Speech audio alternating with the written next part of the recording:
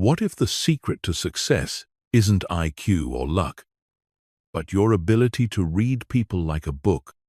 This audiobook reveals the hidden art of social intelligence, the skill that shapes influence, connection, and power. Master it, and you'll never see the world the same again. What if I told you the secret to unlocking every door in your personal and professional life isn't raw intelligence, charisma, or even luck, but something far more potent and shockingly underdeveloped? Imagine being able to walk into any room and instinctively know what everyone is feeling, who holds the power, and exactly what to say to spark connection, trust, and influence. Now imagine being able to do that consistently with bosses, partners, strangers, and friends. That skill is called social intelligence, and if you're not actively developing it, you're already falling behind. We live in a world saturated with information, but starving for connection. In an age of AI, automation, and algorithm-driven everything, the one thing that can't be replicated by machines, at least not authentically, is our ability to understand, empathize with, and respond to other human beings. And yet, most of us never learned how to truly read people, interpret subtle social cues, or navigate emotionally charged interactions without guesswork or anxiety. Instead, we fumble through conversations, misread intentions, miss opportunities, and wonder why we feel out of sync in relationships and teams. The truth is, intelligence alone won't get you ahead. Emotional sensitivity is not enough. The real edge, the invisible currency of success, is social intelligence. Social intelligence is not the same as emotional intelligence. Emotional intelligence is about knowing your own emotions and managing them. It's personal, inward-focused. Social intelligence is something else entirely. It's external. It's about how you perceive, interpret, and respond to others. It's about recognizing the emotions and intentions behind people's words, their silences, their body language. It's the uncanny ability to read a room, to know when to speak and when to listen, when to push and when to pause. Social intelligence is what makes some people magnetic, while others are forgettable. It's why some leaders inspire loyalty and others struggle with disengaged teams. It's why some individuals build powerful networks effortlessly while others remain invisible in the crowd. Here's the twist most people don't realize. Social intelligence isn't fixed. It's not a gift bestowed at birth to a lucky few. It's a skill, and like any skill, it can be learned, trained, and mastered. This audiobook isn't about giving you surface-level tricks or vague feel-good advice. It's a deep dive into the mechanics of social mastery, how to read people with precision, respond with confidence, and leave a lasting impression everywhere you go. You'll learn the unspoken rules that govern conversations, connection, and trust. You'll understand why you sometimes feel invisible, misunderstood, or drained in social situations, and how to turn that around. Chapter 1. The Social Brain. The first step in understanding the power of social intelligence is realizing that human beings are by nature deeply social creatures. Our brains are not just wired to think and reason. They are specifically designed to connect with other people. This is not an abstract idea, but a scientific reality backed by decades of research into neuroscience and psychology. The brain has developed over millennia in ways that allow us to perceive, interpret, and respond to the emotions and actions of others. This complex system of connections is what we call the social brain. Before diving into the mechanics of the social brain, let's first recognize the sheer magnitude of social interactions in our daily lives.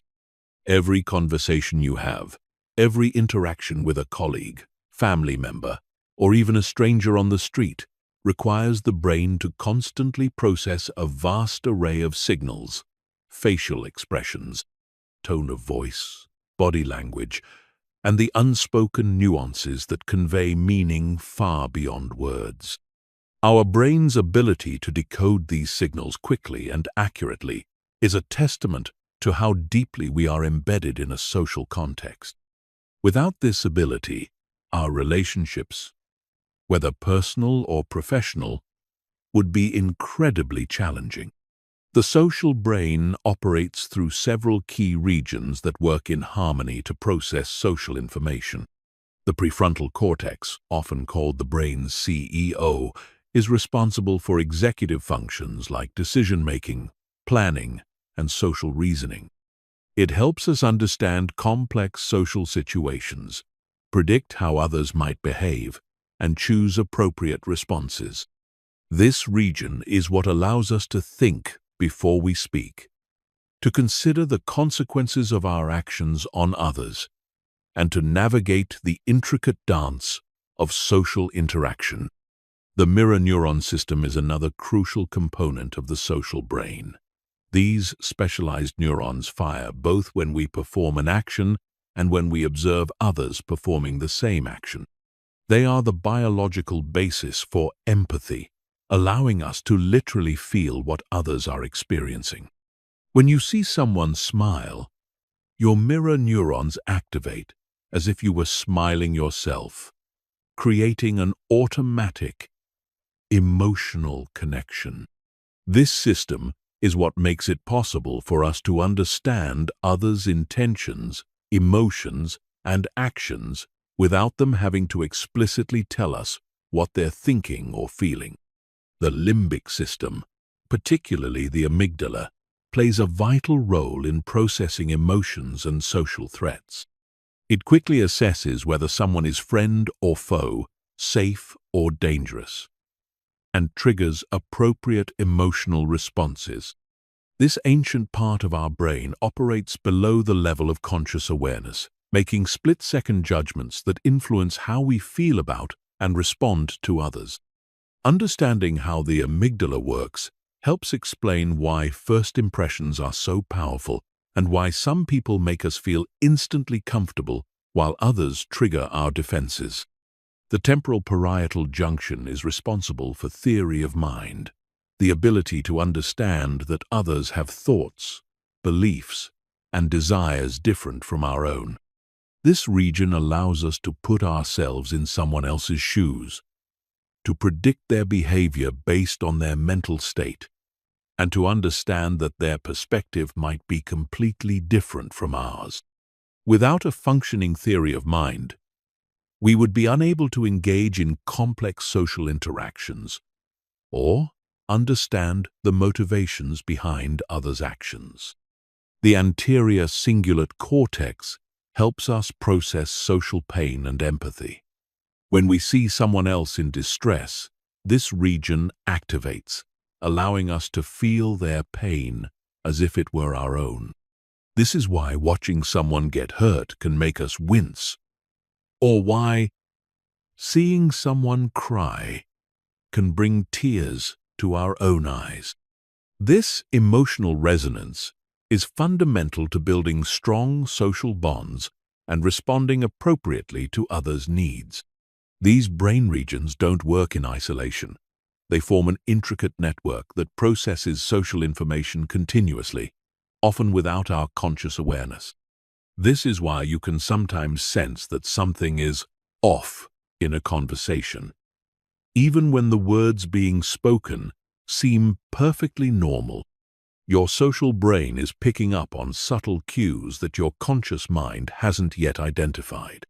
The development of the social brain begins in infancy and continues throughout our lives.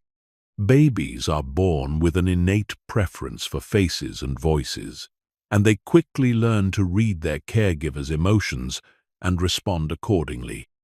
As we grow, our social brain becomes increasingly sophisticated, allowing us to navigate more complex social situations and relationships. However, this development is not automatic. It requires practice, feedback, and conscious effort to reach its full potential. Understanding how the social brain works gives us insight into why some people seem naturally gifted at reading others while others struggle with social interactions. It also reveals that social intelligence is not fixed. Just as we can strengthen our muscles through exercise, we can enhance our social brain through deliberate practice and training. The plasticity of the brain means that we can literally rewire our neural networks to become more socially intelligent, regardless of our starting point. Chapter 2. Understanding empathy at a deeper level. Empathy is often described as the ability to understand and share the feelings of another. But this simple definition barely scratches the surface of what empathy truly entails. Empathy is the cornerstone of social intelligence, the bridge that connects us to others on an emotional level. It's what allows us to move beyond our own perspective and truly understand the inner world of another person.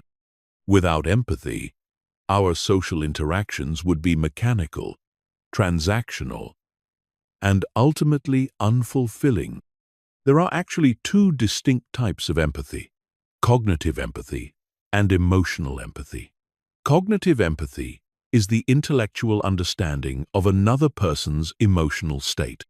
It's the ability to recognize and comprehend what someone else is feeling without necessarily feeling it yourself.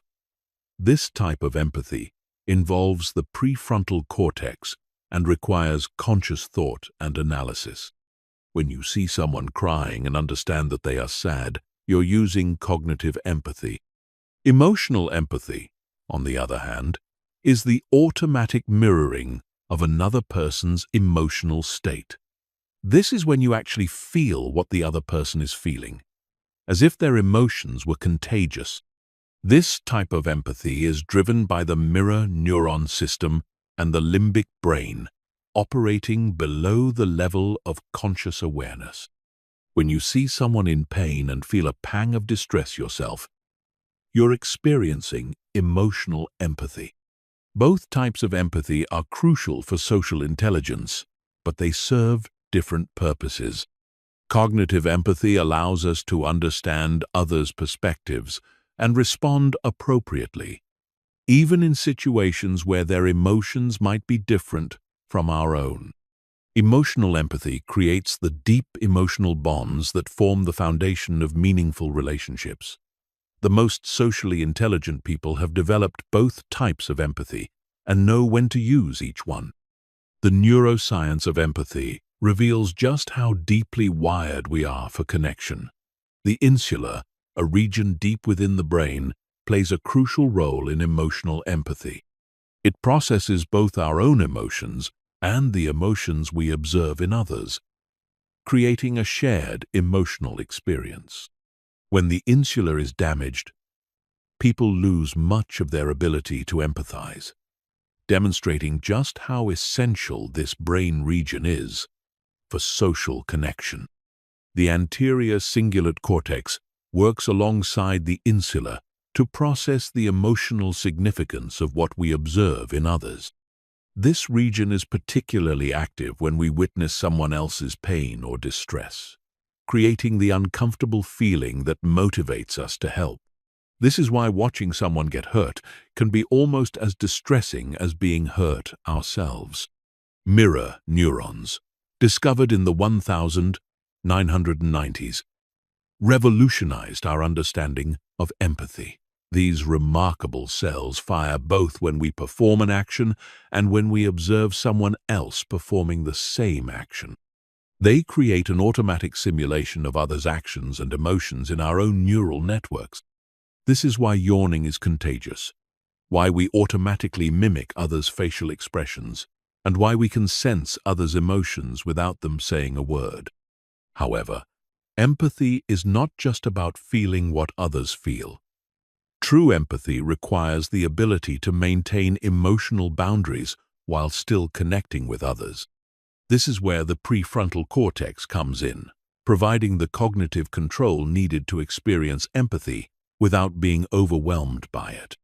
Highly empathetic people learn to feel with others while still maintaining their own emotional equilibrium. Developing empathy requires practice and intentionality. One of the most effective ways to build empathy is through active listening. This means giving your full attention to another person, not just hearing their words, but also paying attention to their tone of voice, body language, and the emotions underlying their communication.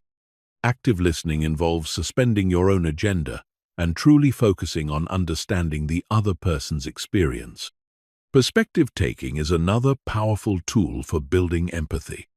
This involves consciously trying to see the world through another person's eyes, considering their background, experiences, and current situation. When someone behaves in a way that seems unreasonable or difficult, asking yourself, what might be driving this behavior, can help you develop a more empathetic understanding of their actions. Reading fiction has been shown to increase empathy by allowing us to experience the world through the eyes of diverse characters. When we read about characters facing challenges different from our own, our brains simulate their experiences, building our capacity for understanding others. This is why well-read people often display higher levels of social intelligence. Mindfulness meditation can also enhance empathy by increasing our awareness of our own emotions and those of others. When we're more attuned to our own emotional states, we become better at recognizing similar states in others. Mindfulness also helps us respond rather than react, giving us the space to choose empathetic responses even in challenging situations. It's important to understand that empathy can be both a strength and a vulnerability. Highly empathetic people can sometimes become overwhelmed by others' emotions, leading to emotional burnout or decision-making based on others' feelings rather than logic. This is why developing emotional boundaries is crucial. True empathy involves caring deeply while still maintaining the ability to think clearly and act in everyone's best interest. Empathy also has cultural dimensions that are often overlooked. Different cultures express and interpret emotions differently, and what seems like appropriate empathetic behavior in one culture might be misunderstood in another. Developing cultural empathy means learning to understand and respond to emotions within their cultural context, recognizing that emotional expression is shaped by cultural norms and expectations. The absence of empathy, sometimes called empathy deficit, can have serious consequences for social relationships and success. People who struggle with empathy often find themselves isolated, misunderstood, or unable to build meaningful connections. They may come across as cold, insensitive, or self-centered, even when that's not their intention. Understanding empathy deficits can help us recognize when someone's lack of empathetic response is due to neurological differences rather than malicious intent. Chapter 3. The Hidden Language of Nonverbal Communication. While we often focus on the words people speak, research reveals that up to 93% of communication is nonverbal. This staggering statistic means that the vast majority of what we communicate to others happens without us ever opening our mouths. Nonverbal communication includes facial expressions, body language, posture, tone of voice, eye contact, and even the subtle changes in our behavior that can convey powerful messages, often without us being aware of it. The human brain is exquisitely tuned to pick up on these nonverbal signals. From the tilt of a head to the way a person stands, our brains are constantly processing a flood of nonverbal cues and making split-second judgments about what they mean. This processing happens largely below the level of conscious awareness, which is why we can sometimes sense that something is off about a person or situation without being able to explain exactly why. Facial expressions are perhaps the most obvious form of nonverbal communication. The human face has over 40 muscles that can create thousands of different expressions, many of which happen in micro-expressions that last less than a quarter of a second. These brief flashes of emotion can reveal what someone is truly feeling, even when they're trying to hide it. The ability to read these micro-expressions is a crucial skill for anyone wanting to develop superior social intelligence. The basic emotions, happiness, sadness, anger, fear, surprise, and disgust, are universally expressed through facial expressions across all cultures. However, the intensity, duration, and context of these expressions can vary significantly. A genuine smile, known as a Duchenne smile, involves not just the mouth but also the muscles around the eyes, creating crow's feet and raised cheeks. A fake smile typically only involves the mouth muscles and can be spotted by the absence of eye involvement. Eye contact is another powerful form of nonverbal communication. The eyes are often called the windows to the soul, and for good reason. Direct eye contact can convey confidence, honesty, and interest, while avoiding eye contact might suggest discomfort, deception, or disinterest. However, the interpretation of eye contact varies significantly across cultures. In some cultures, direct eye contact with authority figures is considered disrespectful, while in others, it's expected as a sign of honesty and engagement. The pupils of our eyes also communicate unconsciously. When we're interested or aroused, our pupils dilate. When we're experiencing negative emotions or discomfort, they constrict. Skilled readers of nonverbal communication pay attention to these subtle changes, which can provide insight into someone's true emotional state. Body language encompasses the way we position and move our bodies in space. An open posture with uncrossed arms and legs, shoulders back, and body facing the other person typically signals openness, confidence, and receptivity. A closed posture with crossed arms, hunched shoulders, or body turned away can indicate defensiveness, discomfort, or disagreement. However, it's crucial to consider context when interpreting body language. Someone might cross their arms because they're cold, not because they're being defensive. The concept of personal space, or proxemics, is another important aspect of nonverbal communication. Everyone has invisible boundaries around their body, and violating these boundaries can create discomfort or aggression.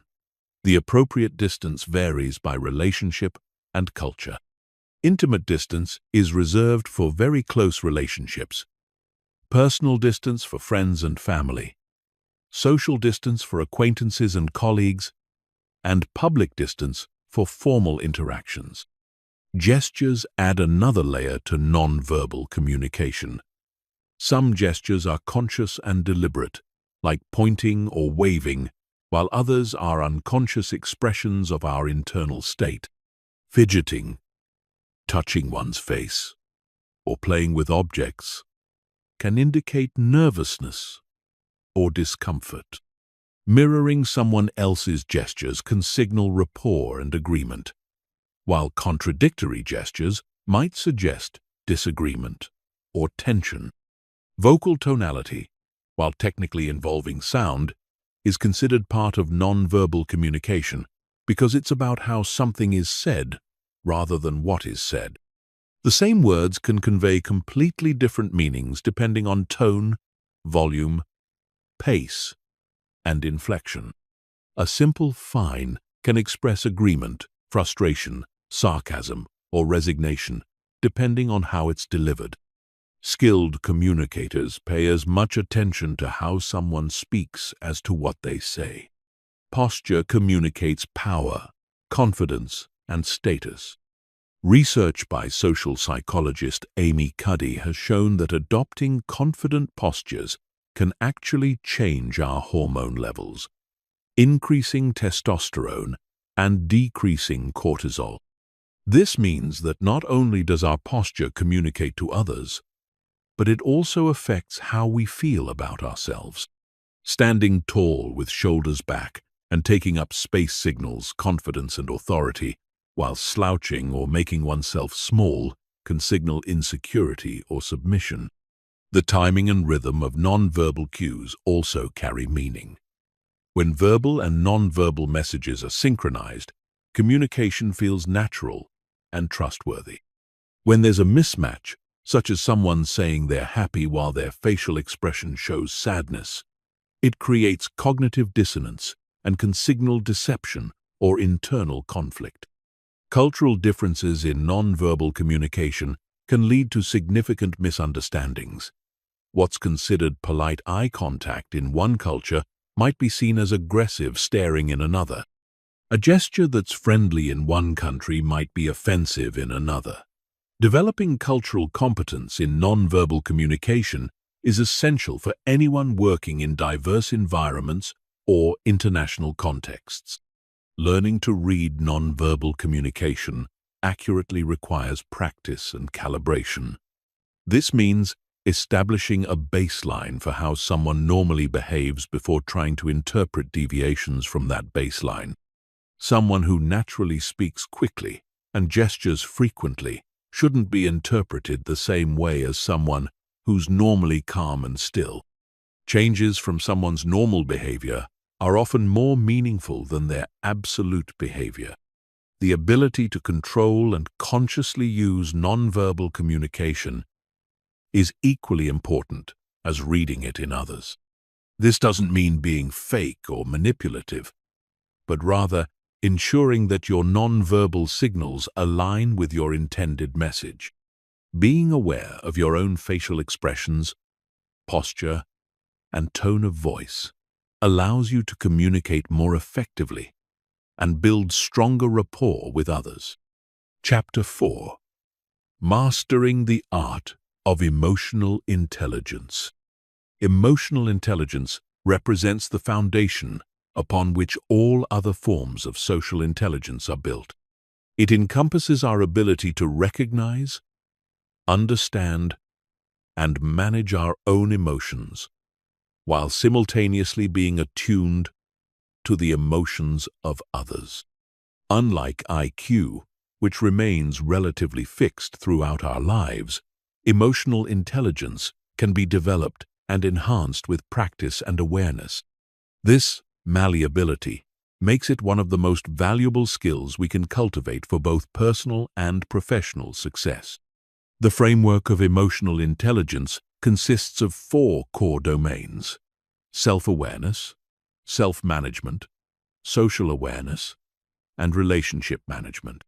Self-awareness is the foundation of emotional intelligence. It involves understanding your own emotions as they occur, recognizing your emotional triggers, and being aware of how your emotions affect your thoughts and behavior. People with high self-awareness can identify their emotional states in real time and understand the underlying causes of their feelings.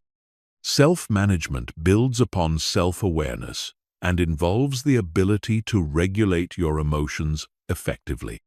This doesn't mean suppressing or ignoring your emotions, but rather channeling them in productive ways. Emotionally intelligent people can remain calm under pressure, adapt to changing circumstances, and respond rather than react to challenging situations. They understand that while they cannot always control what happens to them, they can control how they respond. Social awareness is the ability to accurately read and understand the emotions of others. This involves picking up on verbal and nonverbal cues, understanding the emotional climate of a group or organization, and being sensitive to the cultural and social factors that influence how emotions are expressed and interpreted. Socially aware individuals can sense when someone is upset, even when they're trying to hide it, and they can read the mood of a room as soon as they walk in. Relationship management represents the culmination of emotional intelligence. It's the ability to use your understanding of emotions, both your own and others, to build stronger relationships, resolve conflicts, and influence others in positive ways. This involves skills like active listening, empathetic responding, constructive feedback, and collaborative problem-solving. The neuroscience behind emotional intelligence reveals how our brains process and regulate emotions. The amygdala, often called the brain's alarm system, quickly assesses emotional significance and triggers our fight-or-flight response. The prefrontal cortex, our brain's executive center, is responsible for emotional regulation and rational thinking. In emotionally intelligent people, there's strong communication between these two regions, allowing for emotional awareness without being overwhelmed by emotional reactions.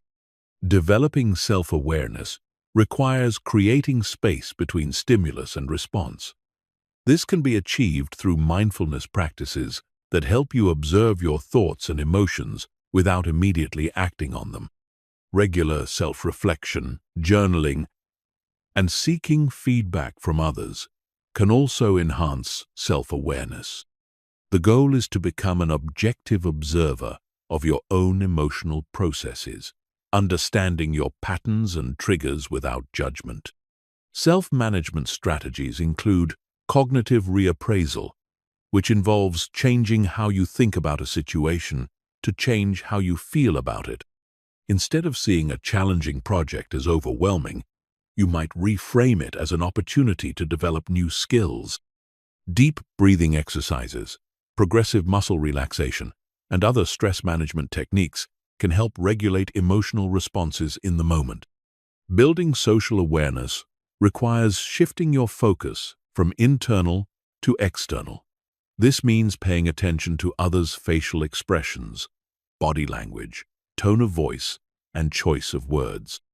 It also involves understanding the context that might be influencing their emotions. Someone who seems irritable might be dealing with stress at home, facing a deadline, or experiencing health issues. Developing empathy and perspective-taking abilities are crucial for enhancing social awareness. Relationship management skills include active listening, which goes beyond just hearing words to understanding the emotions and needs behind them.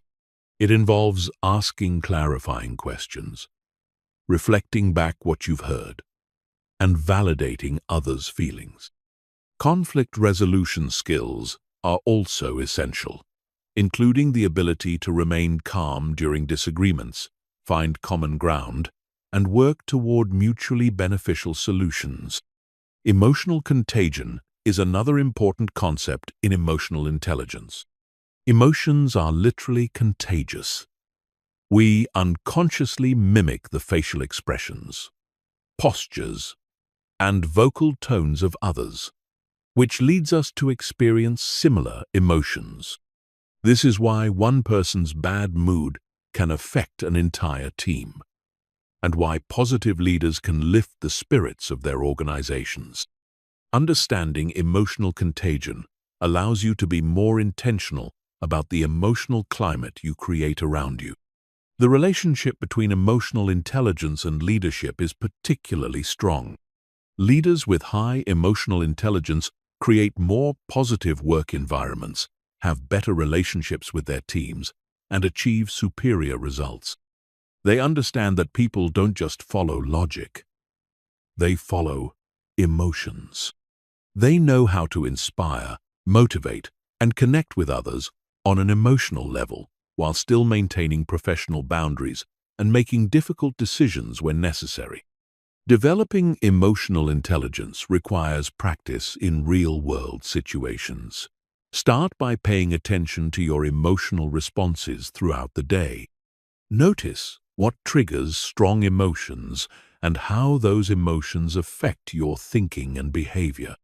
Practice pausing before responding to emotional situations, giving yourself time to choose your response rather than simply reacting. Work on reading others' emotions more accurately by paying attention to their nonverbal cues and asking clarifying questions when you're unsure about how they're feeling. Emotional intelligence also involves understanding the difference between empathy and sympathy. Empathy involves feeling with someone while maintaining emotional boundaries. Sympathy involves feeling sorry for someone, but can create distance rather than connection. Emotionally intelligent people can empathize without taking on others' emotions as their own, allowing them to be supportive without becoming emotionally drained. The cultural dimensions of emotional intelligence cannot be ignored. Different cultures have different norms around emotional expression, and what's considered emotionally intelligent behavior in one culture might be misunderstood in another. Developing cultural emotional intelligence involves understanding these differences and adapting your approach accordingly while staying true to your authentic self. Chapter 5. The Science of Communication and Connection. Communication is far more complex than the simple exchange of information. At its core, communication is about creating connection, building understanding, and influencing behavior. The science of communication reveals that every interaction involves multiple layers of meaning, conscious and unconscious processes, and intricate psychological dynamics that can either bring people together or drive them apart. The communication process involves several key components: the sender, the message, the medium, the receiver, and the feedback loop. However, this simple model doesn't capture the complexity of real-world communication. Each person brings their own experiences, biases, cultural background, and emotional state to every interaction. The same message can be interpreted completely differently by different people, depending on these factors. One of the most important discoveries in communication science is that people don't just process information, they construct meaning. This means that the meaning of a message isn't just contained in the words themselves, but is created through the interaction between the sender's intent, the message itself, and the receiver's interpretation. This is why miscommunication is so common and why effective communicators take responsibility for ensuring their message is understood as intended. The concept of frames plays a crucial role in communication. A frame is the context or perspective through which information is presented and interpreted. The same set of facts can be framed in completely different ways, leading to vastly different emotional and behavioral responses. For example, describing a medical procedure as having a 90% success rate creates a very different emotional response than describing it as having a 10% failure rate, even though both statements are mathematically identical. Active listening is perhaps the most undervalued communication skill. Most people think they're good listeners, but research shows that we typically only retain about 25% of what we hear. True active listening involves giving your full attention to the speaker, suspending judgment, asking clarifying questions, and reflecting back what you've heard to ensure understanding. It's about listening to understand, not to respond. The neuroscience of communication reveals why certain messages are more persuasive than others. Our brains are wired to pay attention to stories, emotions, and social proof. Messages that tap into these evolutionary programming are more likely to be remembered and acted upon. This is why storytelling is such a powerful communication tool. It engages multiple areas of the brain simultaneously, creating a more memorable and impactful experience. Rapport is the foundation of effective communication. When people are in rapport, they feel connected, understood, and comfortable with each other. Rapport can be built through various techniques, including mirroring body language, matching vocal tone and pace, finding common ground, and showing genuine interest in the other person. However, building rapport must be authentic. People can sense when someone is being manipulative or fake. The primacy and recency effects show that people tend to remember the beginning and end of communications most clearly, while the middle tends to fade from memory. This has important implications for how we structure our messages. Key points should be placed at the beginning or end of a communication for maximum impact, while supporting details can be placed in the middle. Cognitive biases significantly impact how we process and respond to communication.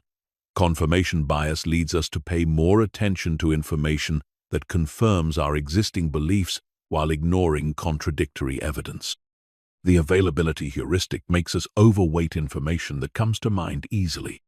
Understanding these biases allows us to communicate more effectively by anticipating how our messages might be filtered through these mental shortcuts.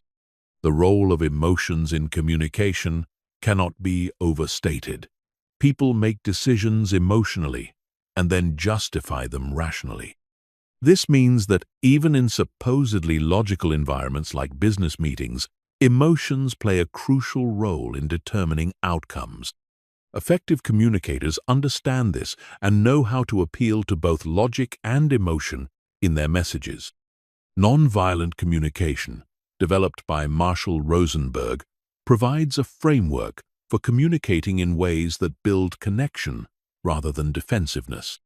This approach involves expressing observations without evaluation, sharing feelings without blame, identifying needs without demands, and making requests without requirements.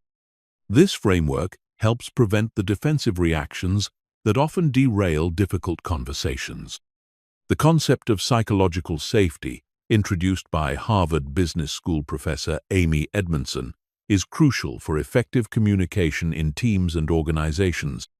Psychological safety is the belief that one can speak up, ask questions, and make mistakes without fear of negative consequences. When psychological safety is present, communication flows more freely, leading to better problem-solving, innovation, and performance. Digital communication has introduced new challenges and opportunities for connection. Email, text messages, and social media lack many of the nonverbal cues that make face-to-face communication so rich. This can lead to misunderstandings and reduced empathy. However, digital communication also allows for more thoughtful, deliberate messages and can connect people across geographic boundaries. Understanding how to communicate effectively in digital environments is increasingly important in our connected world. The timing of communication can be just as important as the content. People have natural rhythms and energy cycles that affect their receptivity to different types of messages. Understanding when someone is most likely to be receptive to your communication can significantly improve your effectiveness. This might mean scheduling difficult conversations when both parties are fresh rather than at the end of a long day. Cross-cultural communication requires understanding that communication styles vary significantly across cultures. Some cultures value direct communication, while others prefer indirect approaches.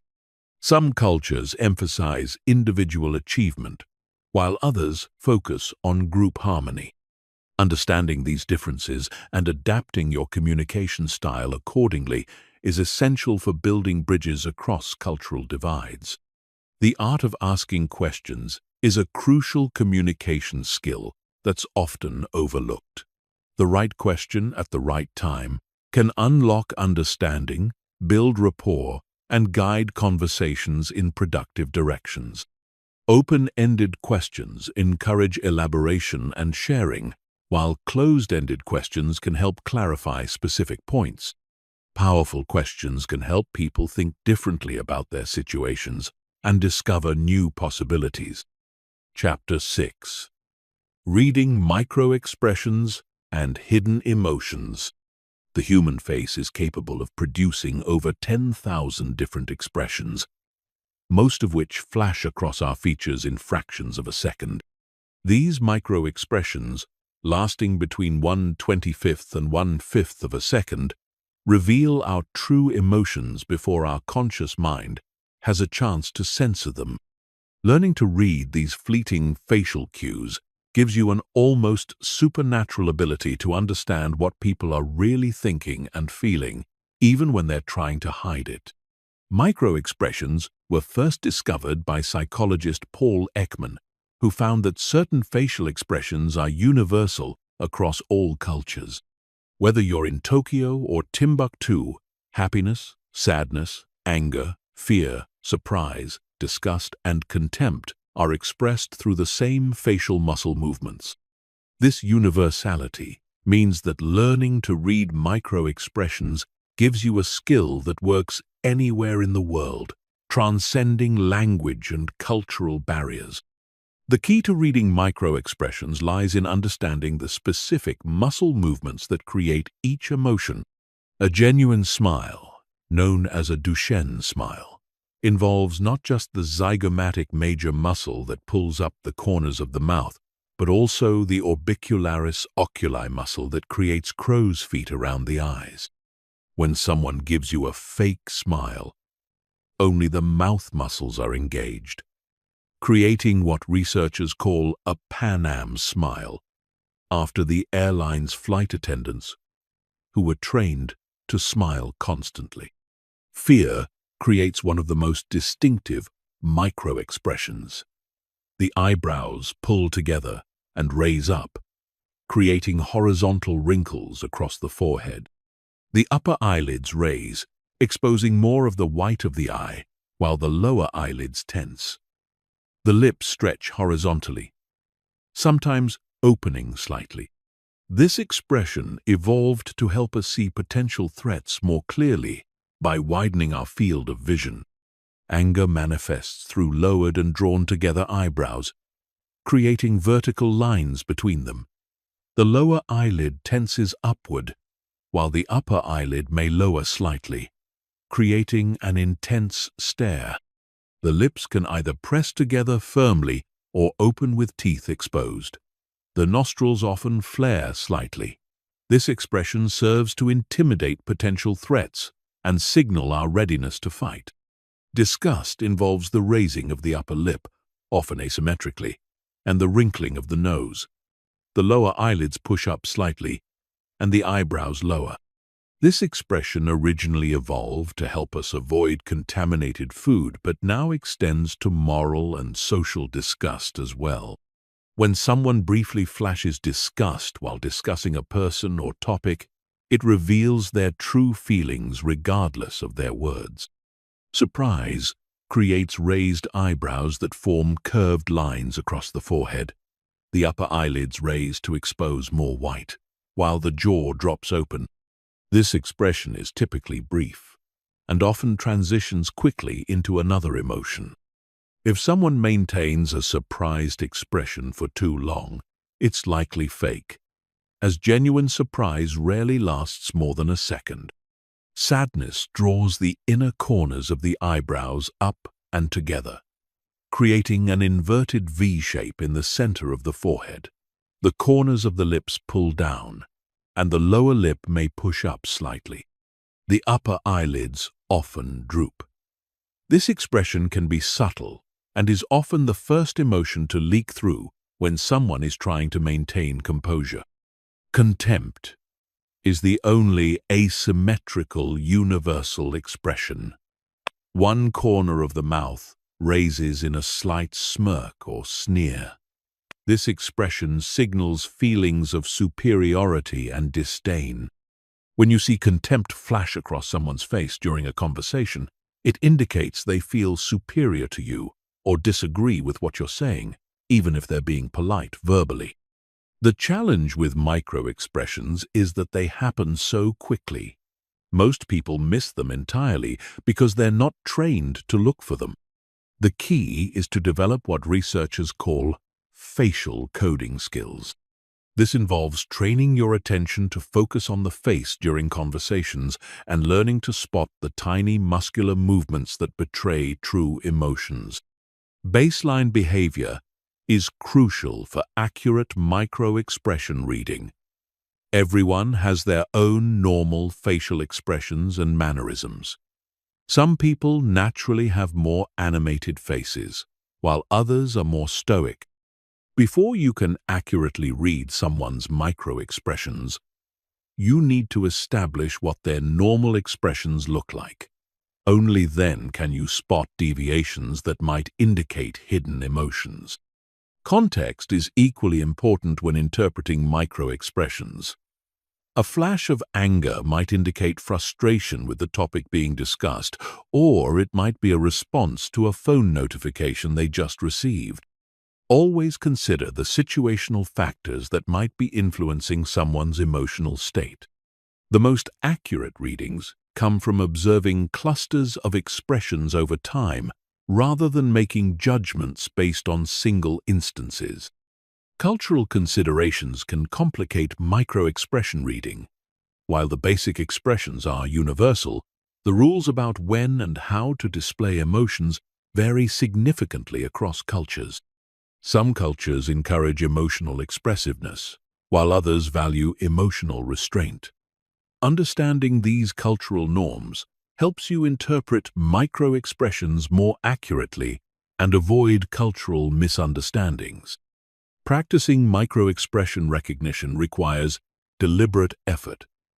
Start by watching people in everyday situations and trying to spot brief emotional flashes.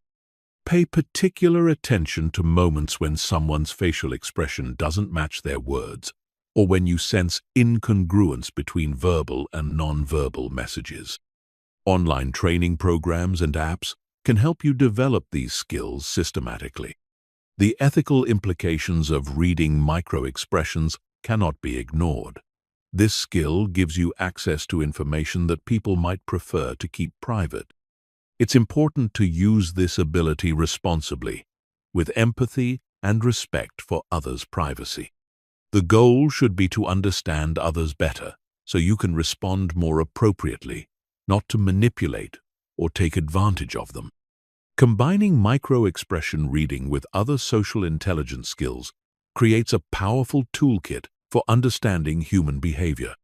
When you can read someone's true emotions, you can adjust your communication style, provide appropriate support, or navigate difficult conversations more effectively.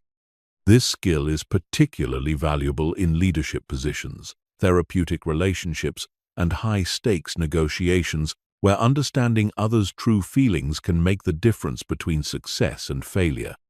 Chapter 7. The Psychology of Influence and Persuasion. The ability to influence and persuade others is one of the most powerful applications of social intelligence. Influence isn't about manipulation or coercion. It's about understanding how people make decisions and presenting your ideas in ways that resonate with their values, needs, and decision-making processes. When done ethically and skillfully, influence creates win-win situations where everyone benefits from the outcome. The psychology of influence is rooted in understanding how the human brain processes information and makes decisions. Contrary to what many people believe, we don't make decisions purely rationally. Instead, we make decisions emotionally and then justify them with logic. This means that effective influence requires appealing to both the emotional and rational aspects of decision-making. Robert Cialdini identified 6 key principles of influence that tap into fundamental human psychological tendencies. The first principle is reciprocity, which leverages our natural tendency to return favors.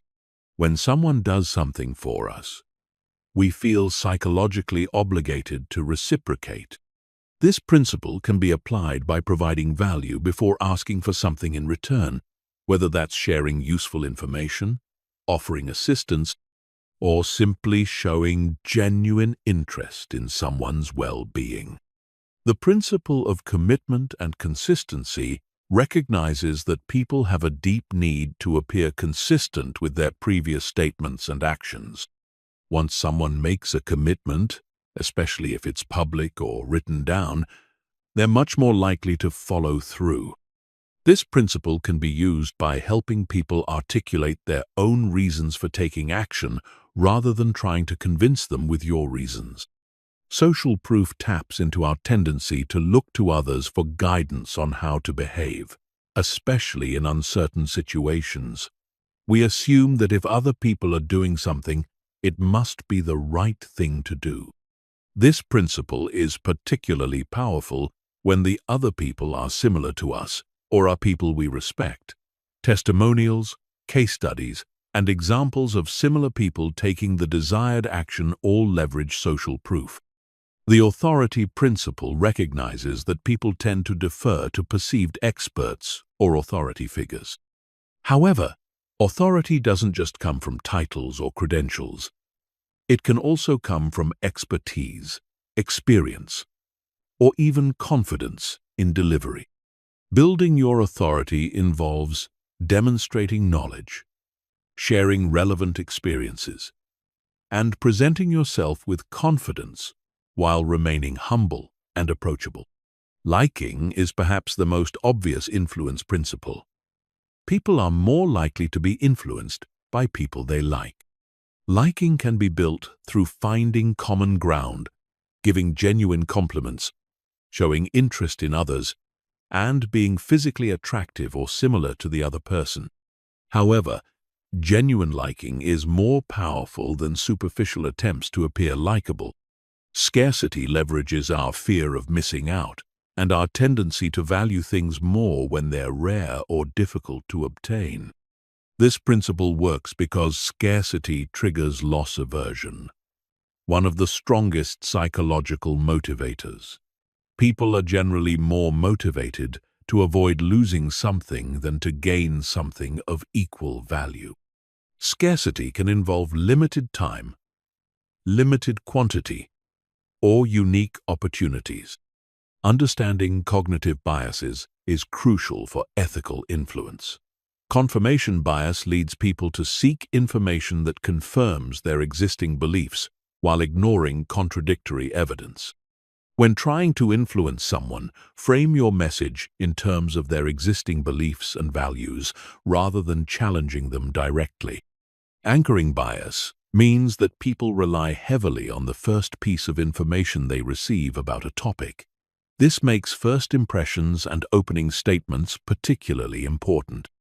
The availability heuristic causes people to overestimate the likelihood of events that come to mind easily. If someone can easily recall examples of something happening, they'll perceive it as more likely or common than it actually is. This bias can be leveraged by sharing vivid stories or examples that make your point memorable and easily recalled.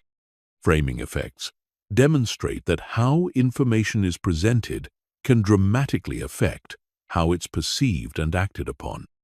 The same information can be framed as a gain or a loss, as certain or uncertain, as affecting individuals or groups.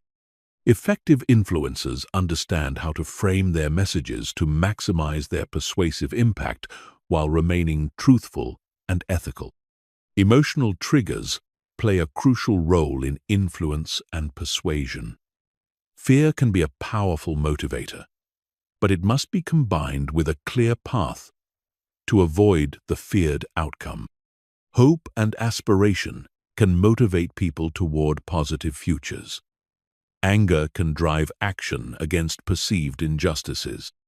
Understanding which emotions are most relevant to your audience and situation allows you to craft more compelling messages. The timing of influence attempts can be just as important as the content. People are more receptive to influence when they're in good moods, when they're not distracted or stressed, and when they have mental energy available for processing new information. Understanding circadian rhythms, energy levels, and situational factors can help you choose the optimal time for important conversations. Building trust is foundational to all influence efforts.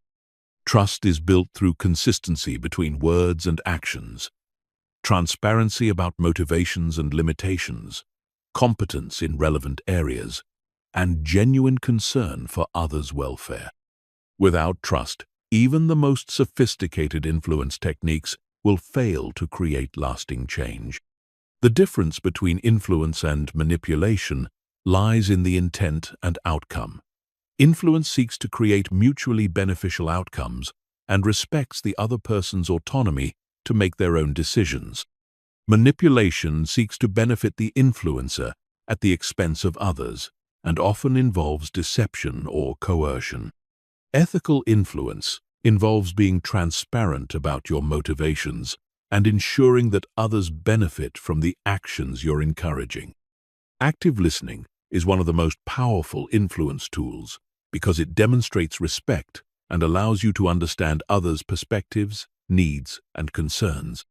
When people feel heard and understood, they're much more open to considering your viewpoint. This involves asking thoughtful questions, reflecting back what you've heard, and showing genuine curiosity about others' experiences and perspectives. Storytelling is an incredibly powerful influence tool because stories engage multiple areas of the brain simultaneously and make abstract concepts concrete and memorable. When you tell a story, your audience doesn't just hear information, they experience it vicariously. This creates emotional engagement and makes your message more persuasive and memorable than dry facts or statistics alone. Chapter 8. Building instant rapport and trust. The ability to build rapport quickly is perhaps the most valuable social skill you can develop. Rapport is that magical feeling of connection and understanding that makes conversations flow effortlessly and creates the foundation for all meaningful relationships. When rapport is present, people feel comfortable, understood, and naturally inclined to cooperate. Without it, even simple interactions can feel forced and uncomfortable. Rapport happens at both conscious and unconscious levels. While we can consciously choose to be friendly and engaging, much of rapport building occurs through subtle, unconscious mirroring and matching behaviors that signal to others that we're similar to them and therefore safe to trust. Understanding these unconscious processes allows you to build rapport more quickly and naturally. The neuroscience of rapport involves mirror neurons, specialized brain cells that fire both when we perform an action and when we observe others performing the same action. These neurons create an automatic tendency to mimic others' expressions, postures, and movements. This unconscious mimicry creates a sense of connection and similarity that forms the foundation of rapport. When people are in rapport, you can literally see their mirror neurons at work as they unconsciously copy each other's behaviors. Physical mirroring is one of the most powerful rapport-building techniques. This involves subtly matching the other person's posture, gestures, and movements. If they lean forward, you gradually lean forward. If they cross their legs, you might cross yours a few moments later. The key is subtlety and authenticity. Obvious mirroring feels manipulative and creates the opposite effect. Natural mirroring should be delayed by a few seconds and should feel comfortable and genuine. Vocal matching involves adjusting your speaking pace, volume, and tone to complement the other person's communication style. If someone speaks slowly and quietly, matching their pace and volume creates comfort and connection. If they're energetic and fast-paced, increasing your energy level helps build rapport. This doesn't mean perfectly mimicking their voice, but rather finding a complementary style that feels natural to both of you. Linguistic matching involves using similar language patterns, vocabulary, and communication styles. If someone uses technical language, incorporating appropriate technical terms shows that you speak their language. If they prefer casual conversation, formal language might create distance. Pay attention to whether someone is more visual. I see what you mean. Auditory. That sounds right. Or kinesthetic. I can grasp that concept. In their language patterns and match their preferred modality. Finding common ground is a conscious rapport-building strategy that involves discovering shared experiences, interests, values, or perspectives. People naturally feel more connected to those who are similar to them. This might involve shared educational backgrounds, hometown connections, mutual acquaintances, similar challenges, or common interests. The key is to find genuine connections rather than fabricating similarities that don't actually exist. Active listening is crucial for rapport building because it demonstrates genuine interest and respect for the other person. This involves giving your full attention, asking thoughtful questions, and reflecting back what you've heard to show understanding. When people feel truly heard and understood, they naturally feel more connected to the listener. Active listening also provides valuable information about the other person's values, concerns, and communication style. Emotional matching involves recognizing and appropriately responding to the other person's emotional state. If someone is excited about something, showing enthusiasm helps build connection.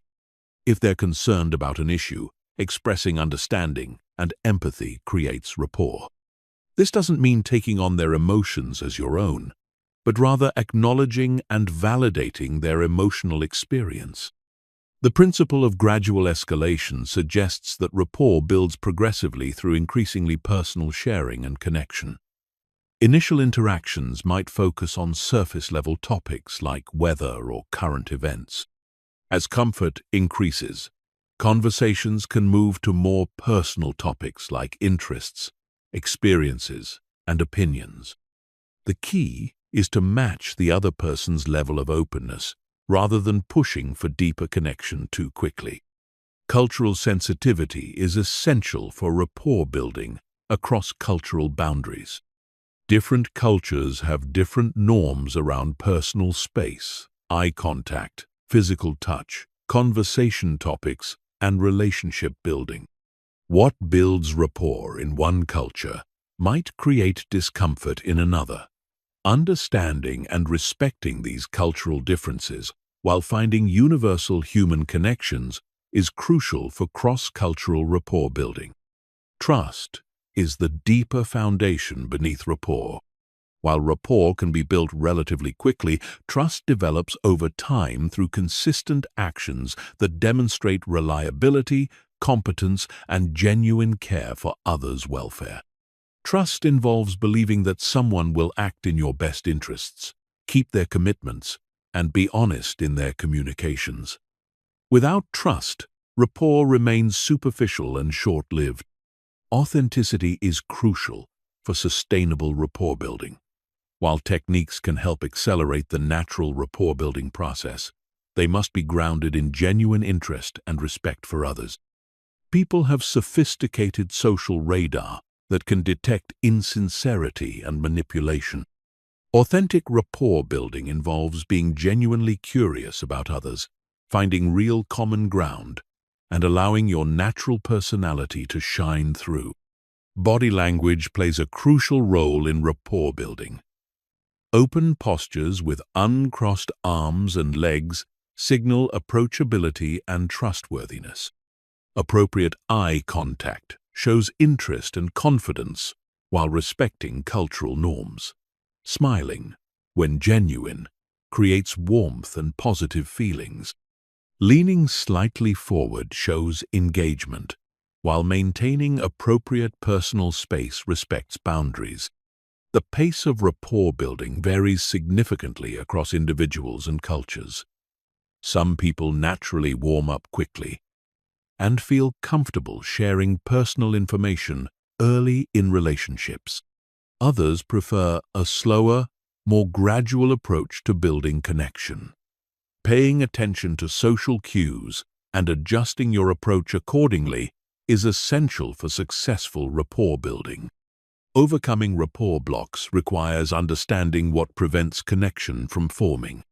Common blocks include perceived status differences, conflicting values, past negative experiences, cultural misunderstandings, or simple personality differences.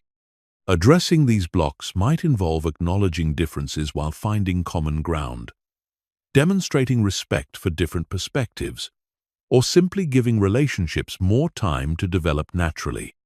Maintaining rapport over time requires ongoing attention and effort. This involves remembering important details about people's lives, following up on previous conversations, showing continued interest in their welfare, and being consistent in your interactions. Long-term rapport is built through reliability, mutual support, and shared positive experiences over time. The business applications of rapport building are enormous. Sales professionals, managers, negotiators, and anyone in client-facing roles benefit tremendously from strong rapport-building skills. However, the techniques must be applied ethically and authentically. The goal should always be to create genuine connections that benefit all parties involved, not to manipulate others for personal gain. Chapter 9. Navigating difficult conversations and conflicts. Difficult conversations are an inevitable part of human interaction, yet most people approach them with anxiety, avoidance, or aggression. The ability to navigate challenging discussions skillfully is a hallmark of high social intelligence. These conversations often involve strong emotions, conflicting perspectives, and high stakes, making them particularly challenging but also particularly important for relationship building and problem solving. The first step in navigating difficult conversations is understanding why they're so challenging. Our brains are wired to perceive conflict as a threat, triggering our fight or flight response. This evolutionary programming helped our ancestors survive physical dangers, but it can work against us in modern social situations. When we perceive a conversation as threatening, our amygdala hijacks our rational thinking, making it difficult to communicate effectively or find mutually beneficial solutions. Preparation is crucial for difficult conversations.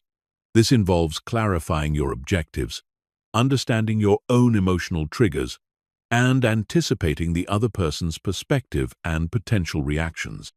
What specific outcome do you want to achieve? What emotions might arise during the conversation?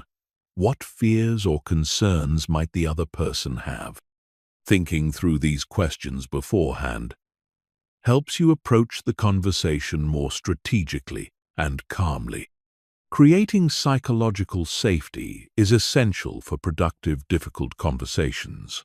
People need to feel safe before they can engage in honest, vulnerable communication. This involves choosing an appropriate time and place, ensuring privacy, and beginning the conversation in a way that reduces defensiveness. Starting with something positive or expressing genuine care for the relationship can help create a safer emotional environment. The language you use in difficult conversations can either escalate or de-escalate tension. I statements focus on your own experience and feelings, rather than making accusations about the other person's character or motivations. Instead of saying, "You always interrupt me," try, "I feel frustrated when I'm interrupted because I don't feel heard." This approach reduces defensiveness and creates space for dialogue rather than argument. Active listening becomes even more crucial during difficult conversations. When emotions are high, people need to feel heard and understood before they can consider alternative perspectives. This involves giving your full attention, asking clarifying questions, and reflecting back what you've heard. Sometimes, simply feeling heard can resolve much of the tension in a difficult conversation. Managing your own emotions during challenging discussions requires both self-awareness and self-regulation skills. Notice when you're becoming defensive, angry, or overwhelmed. Techniques like deep breathing, taking breaks, or internally reframing the situation can help you stay centered. Remember that you can't control the other person's emotions, but you can control your own responses. Understanding different conflict styles helps you adapt your approach to different people and situations. Some people are naturally competitive and prefer direct confrontation. Others are accommodating and tend to give in to avoid conflict. Some people withdraw and avoid difficult conversations altogether, while others seek compromise or collaboration. Recognizing these different styles and adapting your approach accordingly can improve your effectiveness significantly. The concept of getting to yes involves moving beyond positional bargaining to interest-based problem solving. Instead of focusing on what each person wants, explore why they want it. What underlying needs, fears, or values are driving their position? Often, conflicts that seem intractable at the surface level can be resolved when you understand and address the underlying interests. Emotional validation is a powerful tool for difficult conversations. This doesn't mean agreeing with everything the other person says, but rather acknowledging their emotions and perspective. Statements like, "I can see this is really important to you," or "I understand why you might feel that way," can help the other person feel heard and reduce their defensiveness. Finding common ground early in difficult conversations helps establish a foundation for collaboration. Even in highly contentious situations, there are usually some areas of agreement. This might be shared values, common goals, or mutual respect for each other as people. Identifying and explicitly acknowledging these areas of agreement can shift the conversation from adversarial to collaborative. The timing of difficult conversations can significantly impact their outcomes. Avoid having important discussions when either party is tired, stressed, or emotionally activated by other events. Choose times when both people have the mental and emotional energy to engage constructively. Sometimes it's better to acknowledge that a conversation needs to happen but schedule it for a better time. Cultural considerations can complicate difficult conversations, especially in diverse workplaces or communities. Different cultures have different norms around conflict, hierarchy, directness, and emotional expression. What feels like healthy assertiveness in one culture might seem aggressive in another. Understanding and respecting these cultural differences while still addressing important issues requires cultural sensitivity and adaptability. Power dynamics add another layer of complexity to difficult conversations. When there are significant differences in authority, status, or resources, these dynamics can prevent honest communication. The person with more power may need to work extra hard to create safety and encourage honest feedback, while the person with less power may need to find skillful ways to raise important issues without jeopardizing their position. De-escalation techniques become crucial when conversations become heated or unproductive. This might involve taking a break, acknowledging emotions, finding something to agree on, or refocusing on shared goals. Sometimes humor can diffuse tension, but it must be used carefully to avoid minimizing legitimate concerns. Following up after difficult conversations is often overlooked but crucial for lasting resolution. This involves checking in to see how the other person is feeling, ensuring that agreements are being implemented, and addressing any lingering concerns. Sometimes The most important part of a difficult conversation happens after the formal discussion has ended. Learning from difficult conversations helps you improve your skills over time. After challenging discussions, reflect on what went well and what could be improved. What triggered your emotional reactions? How effectively did you listen? Did you achieve your objectives while maintaining the relationship? This reflection helps you develop greater skill and confidence for future challenging situations. The goal of difficult conversations shouldn't be to win or prove you're right, but to solve problems, strengthen relationships, and create understanding. When approached skillfully, even the most challenging conversations can deepen trust and improve relationships. The key is maintaining focus on mutual benefit while staying true to your own needs and values. Chapter 10. Advanced. Social dynamics in groups and organizations.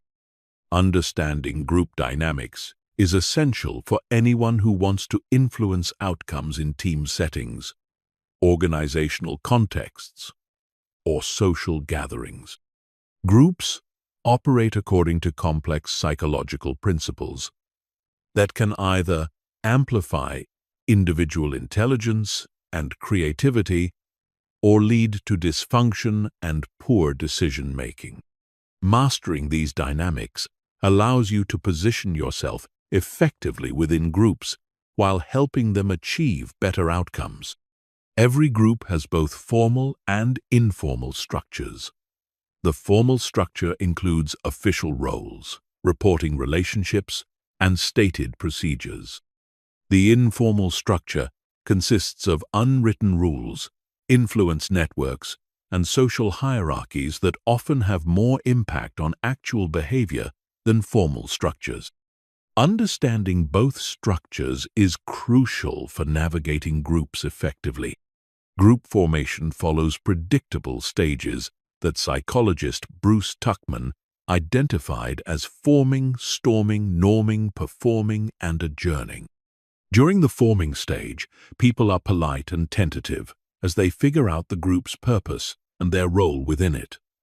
The storming stage involves conflict as different personalities and working styles clash. Norming occurs when the group establishes agreed-upon ways of working together. Performing happens when the group functions smoothly and productively. Adjourning involves the completion or dissolution of the group. Understanding which stage a group is in helps you respond appropriately. During forming, focus on building relationships and clarifying expectations. During storming, help facilitate constructive conflict resolution rather than avoiding necessary disagreements. During norming, contribute to establishing positive group norms. During performing, focus on task accomplishment and maintaining group effectiveness. Social roles emerge naturally in groups, regardless of formal titles or positions.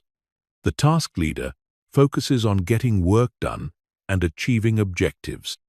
The social-emotional leader maintains group harmony and manages interpersonal dynamics. The devil's advocate challenges ideas and prevents groupthink. The harmonizer smooths over conflicts and builds consensus. The energizer motivates and enthusiasms others.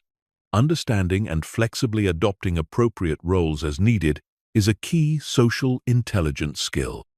Power dynamics in groups are complex and multifaceted. Formal authority comes from official positions and titles. Expert power comes from knowledge and competence. Referent power comes from being liked and respected. Information power comes from having access to important information. Connection power comes from relationships with influential people. Understanding these different types of power helps you build your own influence while recognizing and appropriately responding to others' power bases. Coalition building is a crucial skill for achieving objectives in group settings. This involves identifying potential allies, understanding their interests and concerns, and finding ways to create mutually beneficial alliances. Effective coalition building requires understanding the political landscape of the group and building relationships before you need them.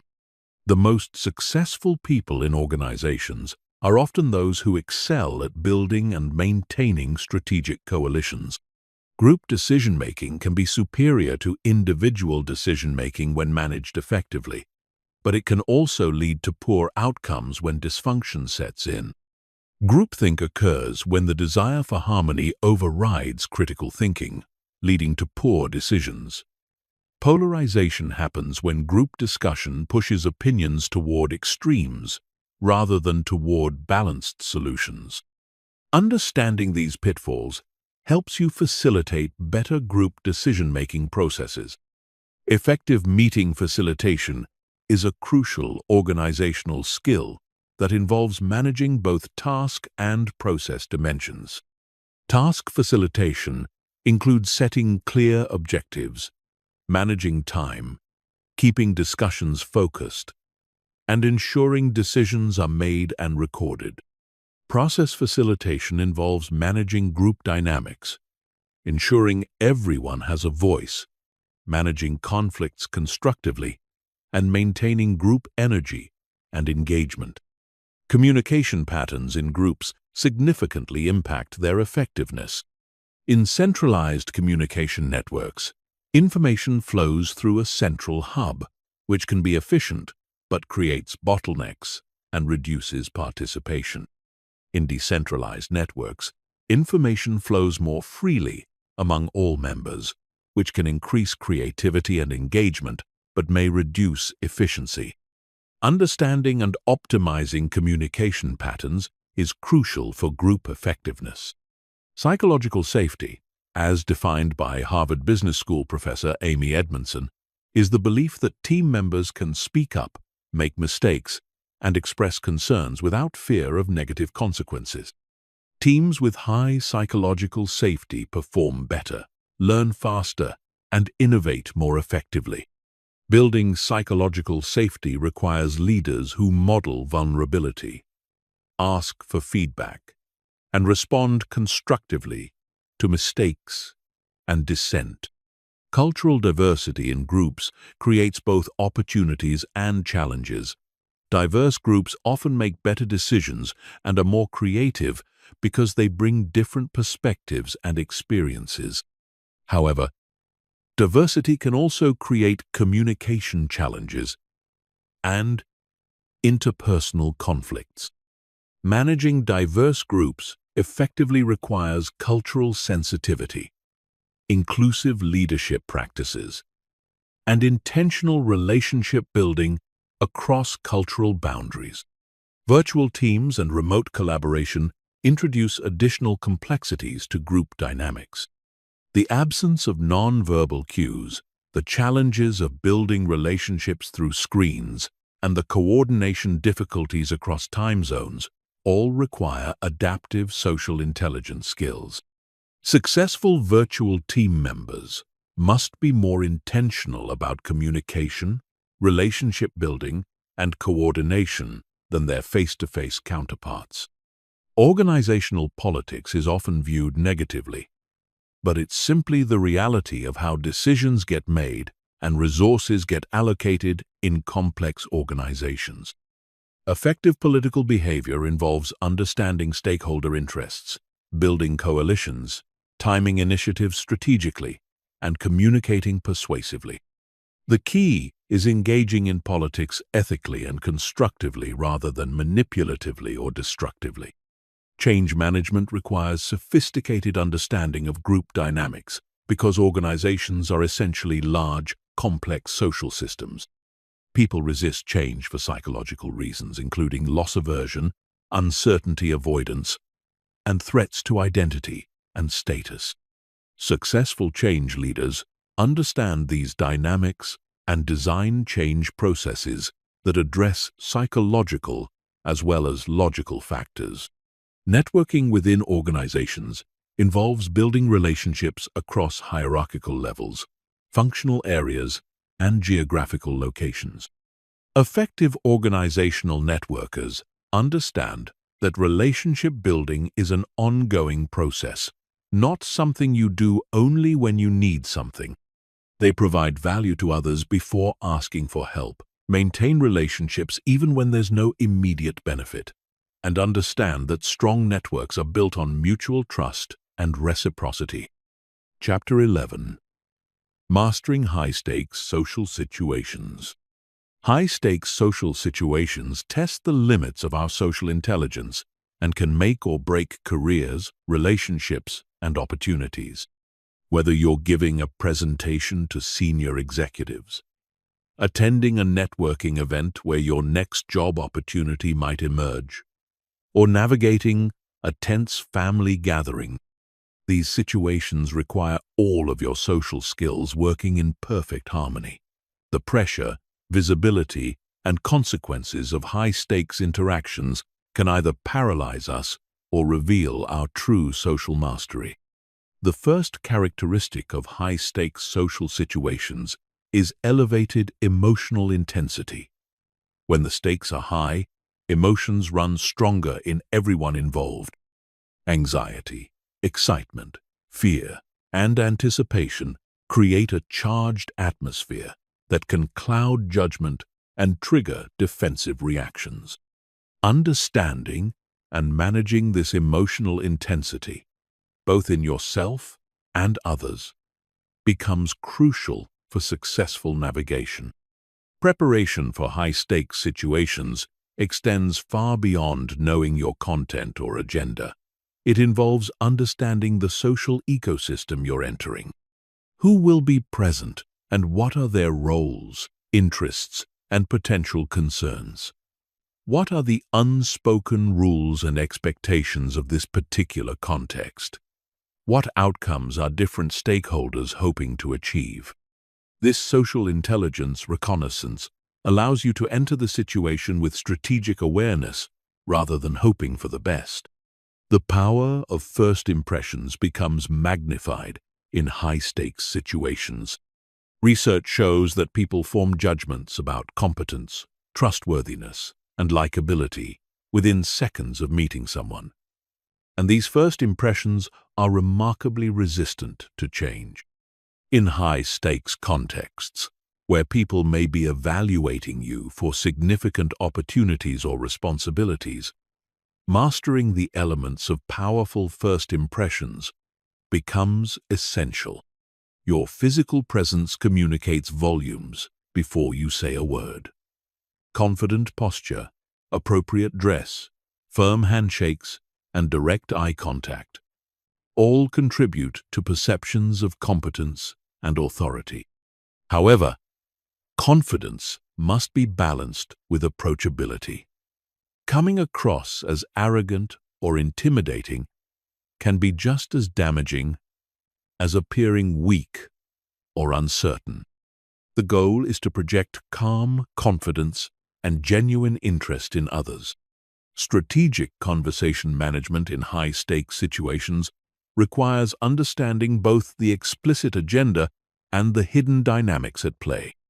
Surface-level conversations about business metrics or project updates often mask deeper concerns about power, recognition, resources, or relationships.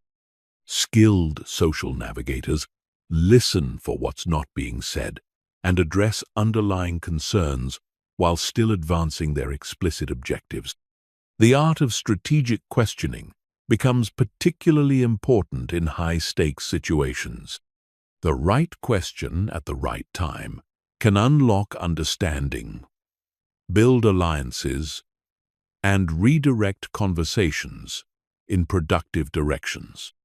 Powerful questions demonstrate thoughtfulness, show respect for others' expertise, and can help uncover the real issues that need to be addressed. However, timing and context are crucial. Challenging questions must be framed carefully to avoid triggering defensiveness.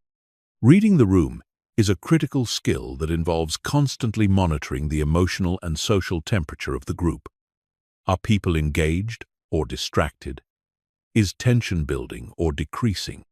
Who has influence, and how are power dynamics shifting? This ongoing social awareness allows you to adjust your approach in real time, knowing when to push forward, when to pull back, and when to shift tactics entirely.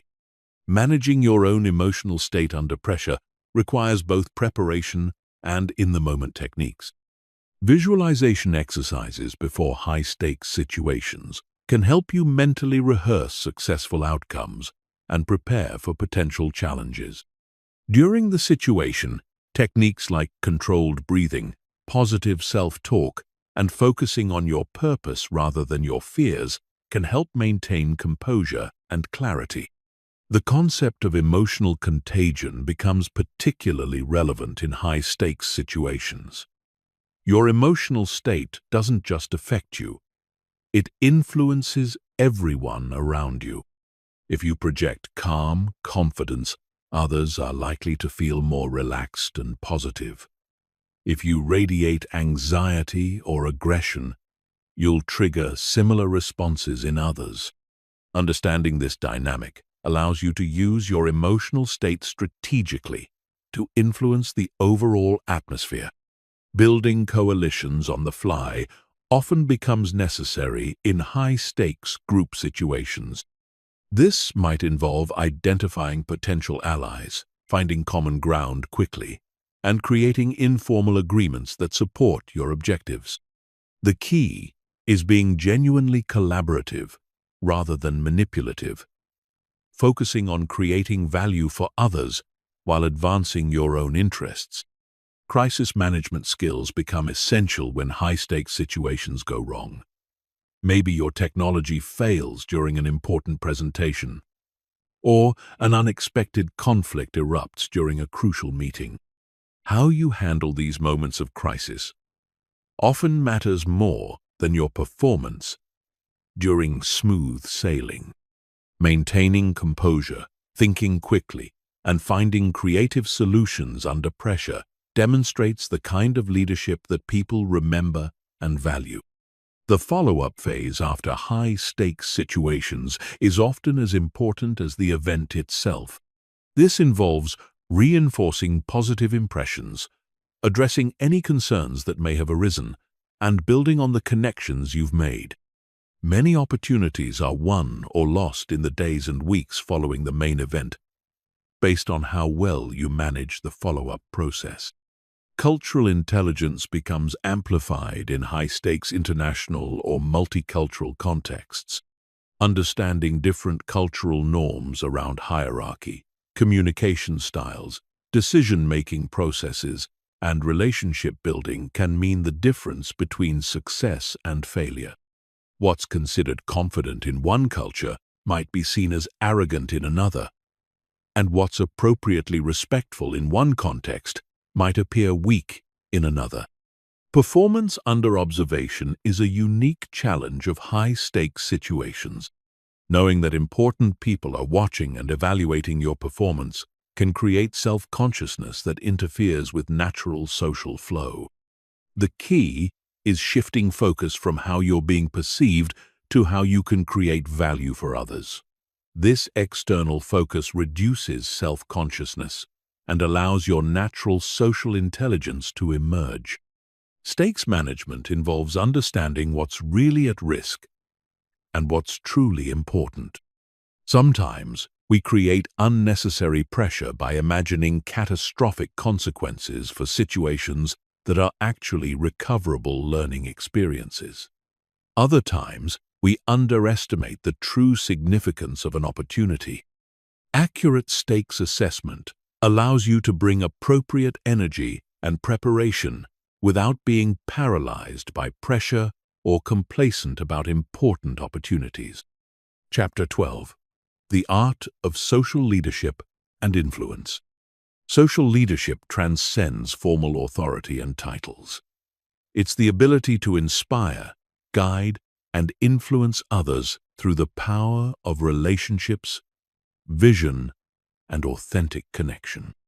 While traditional leadership often relies on position and control, Social leadership is built on trust, emotional intelligence, and the ability to bring out the best in others.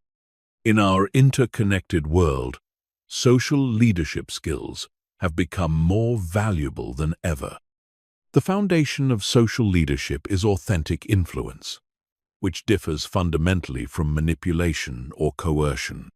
Authentic influence is based on genuine care for others' welfare, transparent communication about motivations and intentions, and the creation of mutual benefit.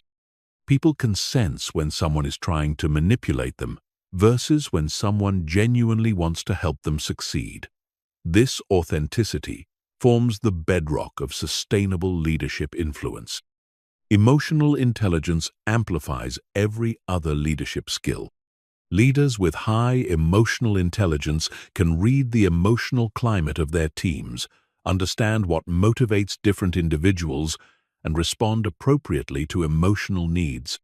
They recognize that logic alone rarely drives behavior. People need to feel understood, valued, and inspired before they'll commit their best efforts to any cause. Vision communication is perhaps the most crucial social leadership skill. People don't just follow leaders. They follow compelling visions of the future that resonate with their own values and aspirations. Effective social leaders can paint pictures of possibilities that excite and inspire others to take action. This isn't about manipulation. It's about connecting people's individual motivations with collective purposes that benefit everyone. The art of storytelling becomes essential for social leadership. Stories engage emotions, make abstract concepts concrete, and help people see themselves in the narrative. When leaders share stories about overcoming challenges, achieving breakthroughs, or serving others, they create emotional connections that facts and figures alone cannot achieve. Personal vulnerability in storytelling, when appropriate, builds trust and relatability. Building psychological safety is crucial for effective social leadership. Team members need to feel safe to speak up, ask questions, admit mistakes, and suggest improvements without fear of negative consequences. Leaders create psychological safety through their own behavior, demonstrating vulnerability, asking for feedback, and responding constructively to dissent and failure. This safety unleashes creativity, innovation, and engagement. Adaptive leadership skills allow social leaders to be effective across different situations, cultures, and personality types. This involves understanding that different people are motivated by different things and require different communication styles. Some team members need detailed instructions and frequent check-ins, while others thrive with autonomy and general guidance. Effective social leaders adjust their approach based on individual needs, while maintaining consistency in values and expectations. The power of recognition and appreciation is often underestimated in leadership. People have deep psychological needs to feel valued and appreciated for their contributions. Social leaders understand that recognition isn't just about formal awards or bonuses. It's about seeing and acknowledging people's efforts, growth, and unique contributions. This recognition must be specific, timely, and genuine to have maximum impact. Conflict resolution becomes a crucial social leadership skill because conflicts are inevitable in any group dynamic. Rather than avoiding or suppressing conflicts, effective social leaders help transform conflicts into opportunities for growth, understanding, and stronger relationships. This involves helping people separate positions from interests, facilitating honest communication, and finding solutions that address underlying needs. Delegation is not just about task assignment. It's about developing others and building organizational capability. Effective social leaders understand that their success is measured not by what they accomplish personally, but by what they enable others to achieve. This requires letting go of control, providing appropriate support and resources, and creating clear accountability structures while allowing others the autonomy to succeed. The concept of servant leadership emphasizes that the leader's primary role is to serve others rather than to be served. This doesn't mean being weak or permissive. It means focusing on removing obstacles, providing resources, and creating conditions where others can thrive. Servant leaders achieve results through others' success rather than through their own individual heroics. Inclusive leadership has become increasingly important in diverse organizations and communities. This involves creating environments where people from different backgrounds, perspectives, and experiences feel valued and can contribute their best work. Inclusive leaders actively seek out diverse viewpoints, challenge their own biases, and ensure that decision-making processes incorporate multiple perspectives. Change leadership requires special social intelligence skills because change naturally triggers resistance and anxiety. People resist change not just for logical reasons, but for deep psychological ones, including loss aversion, uncertainty avoidance, and threats to identity and status. Effective change leaders address these emotional aspects of change while maintaining focus on necessary business or organizational objectives. Building and maintaining trust over time requires consistency between words and actions, transparency about decisions and motivations, and demonstrated competence in relevant areas. Trust is built through countless small interactions over time, but it can be destroyed quickly through single acts of betrayal or incompetence. Social leaders understand that trust is their most valuable asset and protect it accordingly. Feedback skills become essential for social leadership because people need information about their performance to grow and improve. However, delivering feedback in ways that motivate rather than demoralize requires sophisticated social intelligence. This involves timing feedback appropriately, focusing on behaviors rather than personality, providing specific examples, and combining constructive criticism with recognition of strengths and potential. Network leadership involves building and maintaining relationships across organizational boundaries, industries, and geographic regions. In our interconnected world, leaders often need to influence people over whom they have no formal authority. This requires building relationships based on mutual value creation, shared interests, and genuine care for others' success. The digital age has created new challenges and opportunities for social leadership. Leading virtual teams, communicating through digital channels, and building relationships without face-to-face interaction all require adapted social intelligence skills. Digital leaders must be more intentional about relationship building, clearer in their communication, and more creative in creating connection and engagement through technology. Chapter 13. Decoding Hidden Agendas and Unspoken Motivations. Every human interaction contains multiple layers of meaning. While people say one thing on the surface, they often have deeper motivations, hidden concerns, and unspoken agendas driving their behavior. The ability to decode these hidden dynamics is one of the most sophisticated aspects of social intelligence, allowing you to understand what's really happening in social situations and respond more effectively to people's true needs and motivations. Understanding the difference between stated positions and underlying interests is fundamental to decoding hidden agendas. A position is what someone says they want, while interests are the deeper needs, fears, or values driving that position. For example, someone might oppose a proposed change in work procedures, stating that it's too complicated or unnecessary. However, their underlying interest might be fear of appearing incompetent with new systems, concern about increased workload, or worry about losing status or relevance. Psychological needs drive much of human behavior, often below the level of conscious awareness. The need for autonomy makes people resist being controlled or micromanaged. The need for competence drives people to seek challenges where they can demonstrate their abilities. The need for connection motivates people to build relationships and belong to groups. The need for significance pushes people to feel important and valued. Understanding which needs are most important to different individuals helps you decode their motivations and respond appropriately. Fear is one of the most powerful hidden motivators in human behavior.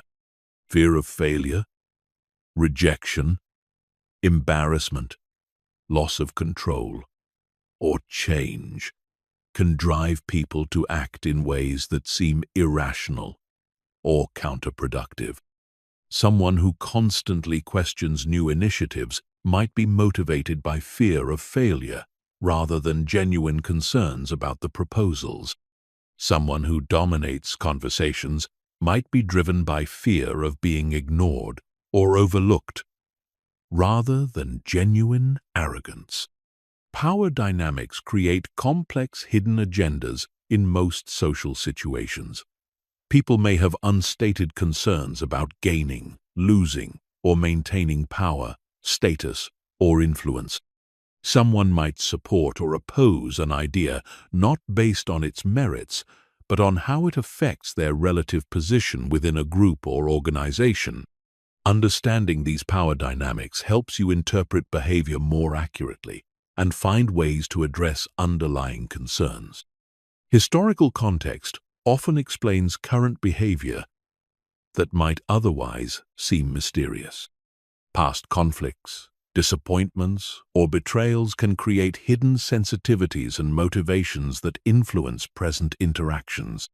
Someone who seems unreasonably resistant to collaboration might have had negative experiences with previous team efforts.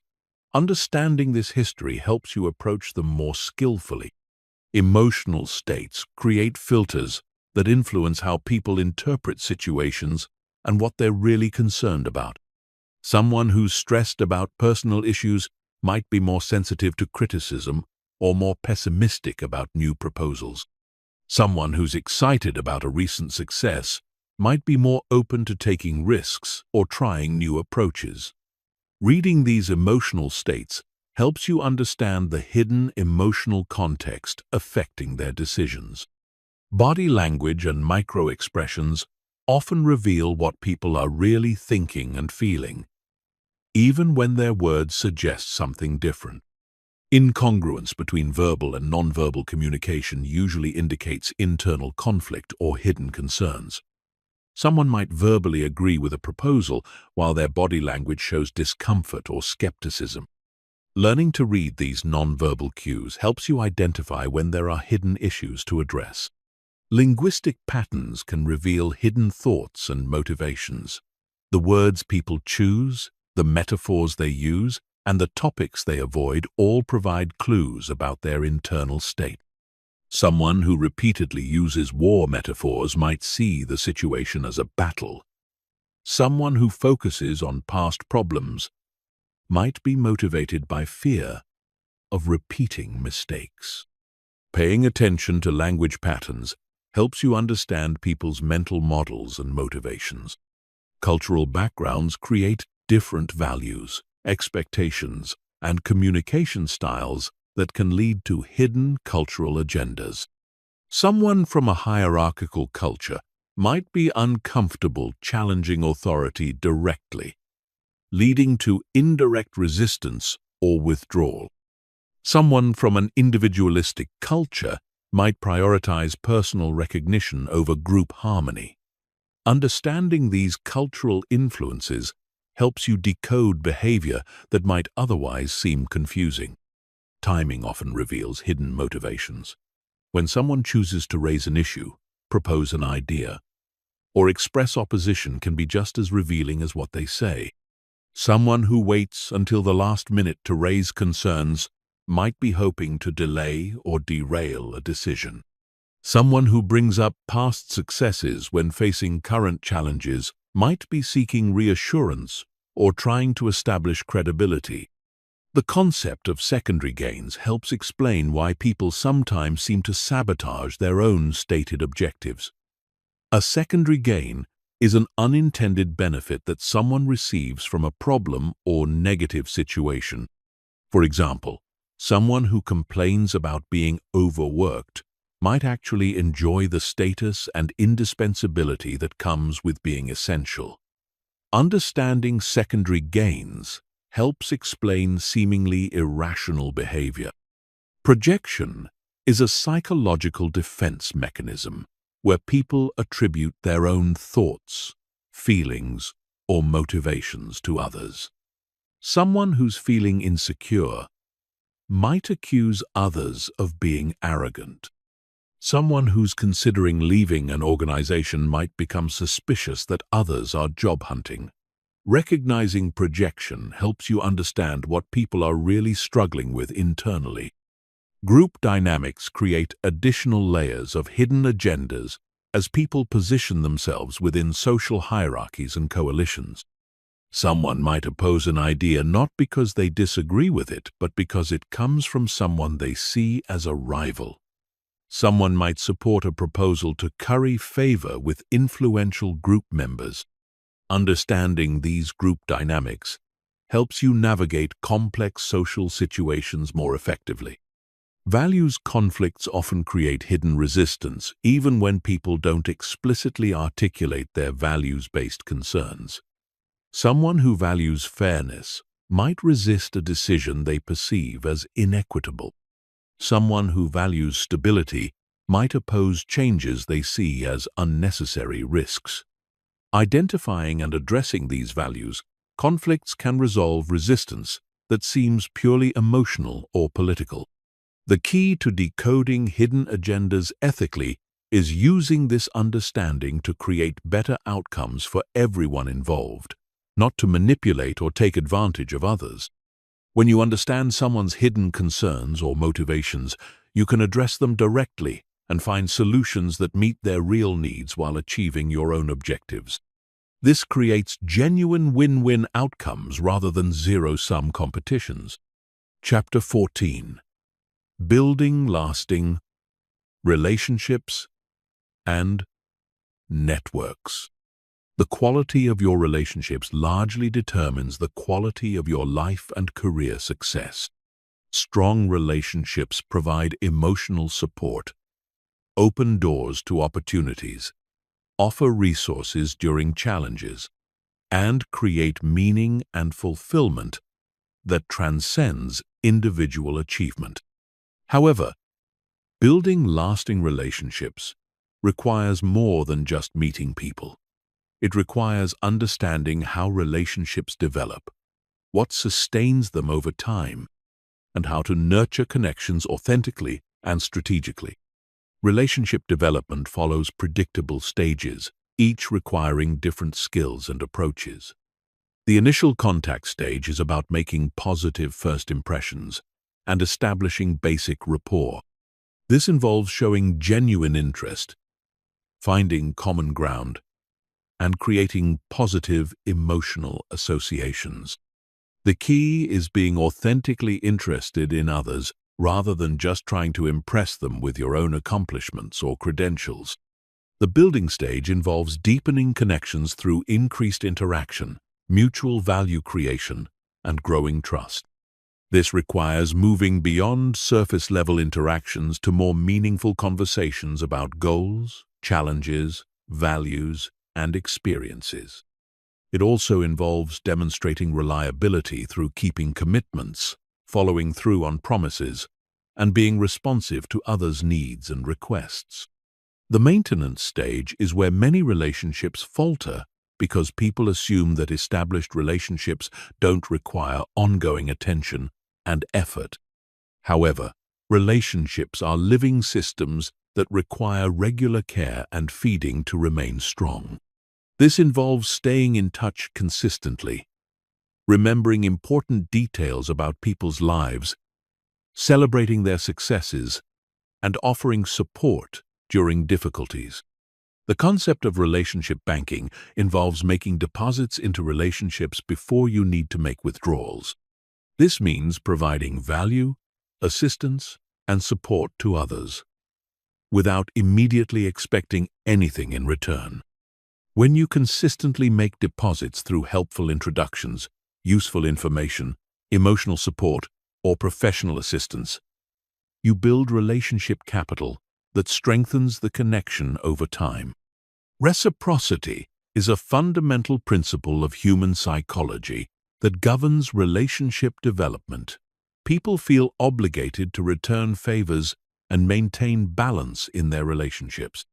However, effective relationship builders understand that reciprocity doesn't have to be immediate or identical. Someone might help you professionally while you support them personally, or they might assist you now while you help them years later. Vulnerability and authenticity deepen relationships by creating emotional bonds and trust. When you share appropriate challenges, mistakes, or uncertainties, you signal that you trust the other person and see them as more than just a professional contact. This vulnerability often encourages reciprocal sharing, creating deeper connection and understanding. However, vulnerability must be appropriate to the relationship level and cultural context. Different types of relationships serve different purposes and require different approaches. Mentoring relationships involve experienced individuals sharing wisdom and guidance with less experienced ones. Peer relationships provide mutual support, collaboration, and shared learning among equals. Sponsorship relationships involve influential people actively advocating for and opening doors for others. Understanding these different relationship types helps you develop your network strategically. Network diversity is crucial for both personal growth and professional success. This involves building relationships across different industries, functional areas, hierarchical levels, and demographic groups. Diverse networks expose you to different perspectives, opportunities, and resources that homogeneous networks cannot provide. They also make you more valuable to others because you can make connections between different worlds. The digital age has both expanded and complicated relationship building. Social media platforms allow you to stay connected with larger numbers of people across greater distances, but they can also create shallow connections that lack depth and meaning. Effective digital relationship builders use technology to facilitate deeper connections rather than replacing them, combining online interaction with face-to-face meetings whenever possible. Cultural sensitivity becomes crucial when building relationships across cultural boundaries. Different cultures have different norms around relationship building, including the pace of trust development, appropriate levels of personal sharing, business versus personal relationship mixing, and communication styles. Understanding and respecting these cultural differences while finding universal human connections is essential for global relationship building. Long-term relationship maintenance requires systems and habits that ensure you stay connected with important people in your life. This might involve regular check-in calls, birthday and holiday greetings, sharing relevant articles or opportunities, or organizing periodic gatherings. The key is making relationship maintenance a regular practice rather than something you only think about when you need something. Relationship repair skills become necessary when conflicts or misunderstandings damage important relationships.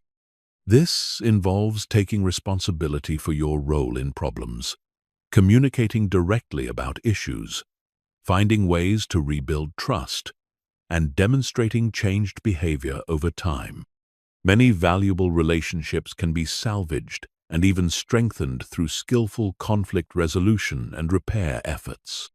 The concept of network effects suggests that the value of your network increases exponentially as it grows. because each new connection potentially connects you to their entire network.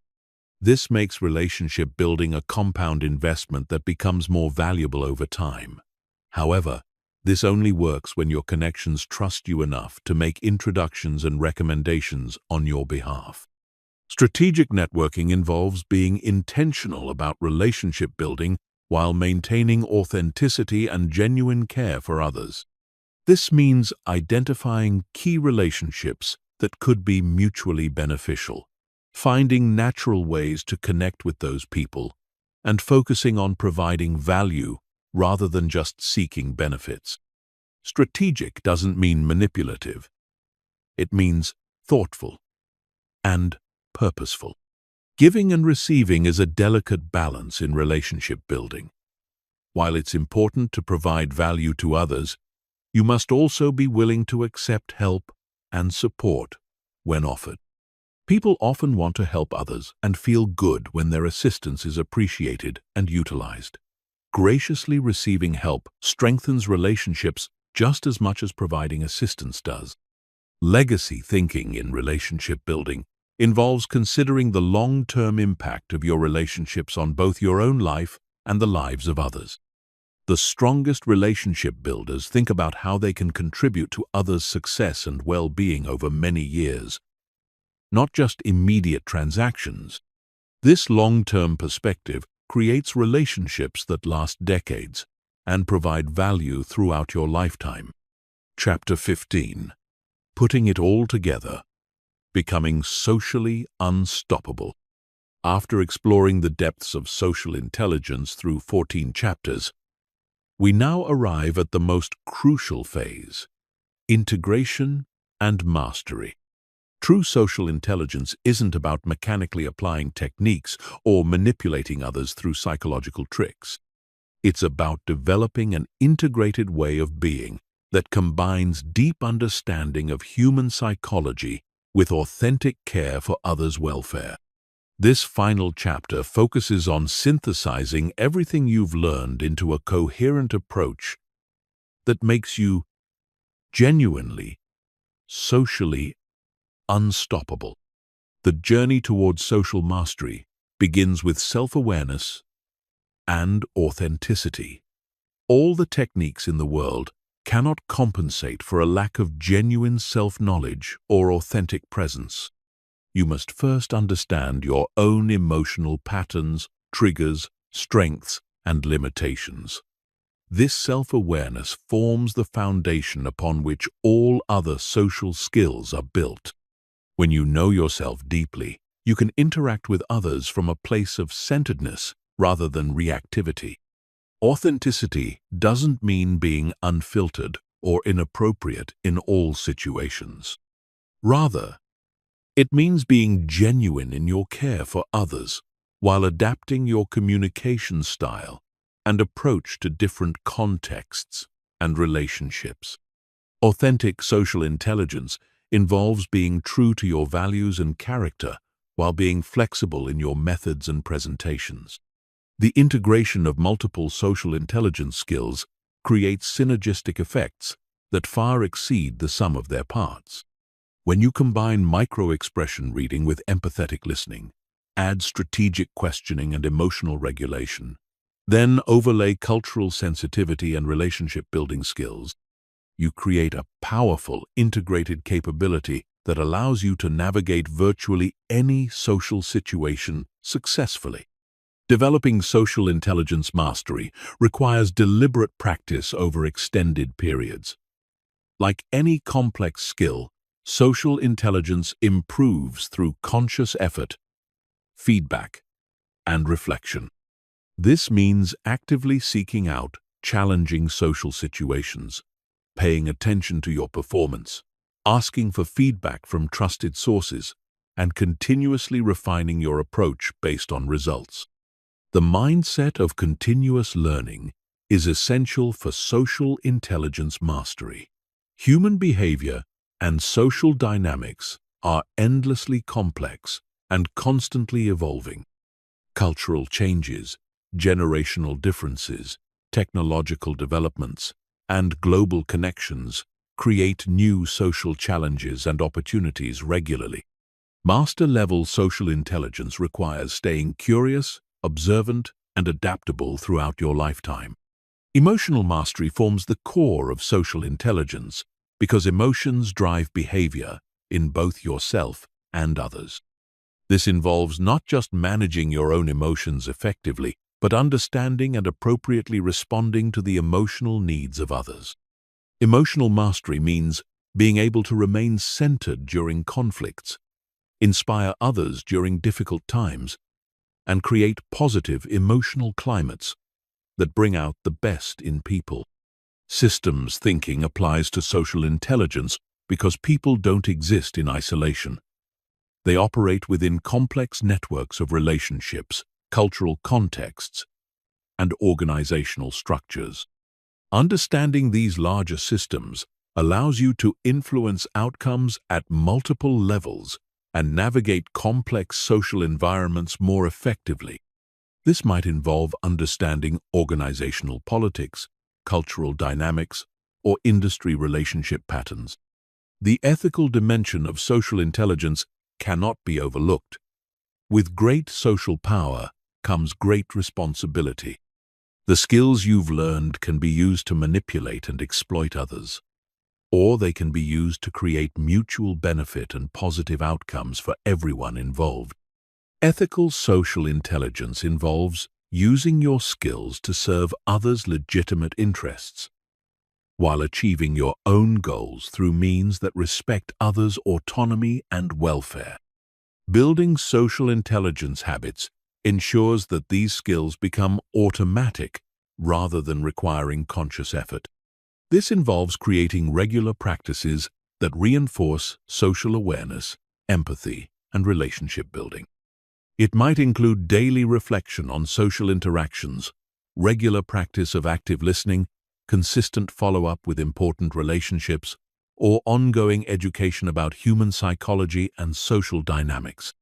The compound effect of social intelligence means that small improvements and consistent application create exponential results over time. Each positive interaction builds your reputation and relationships slightly. Each skillfully handled conflict strengthens your credibility.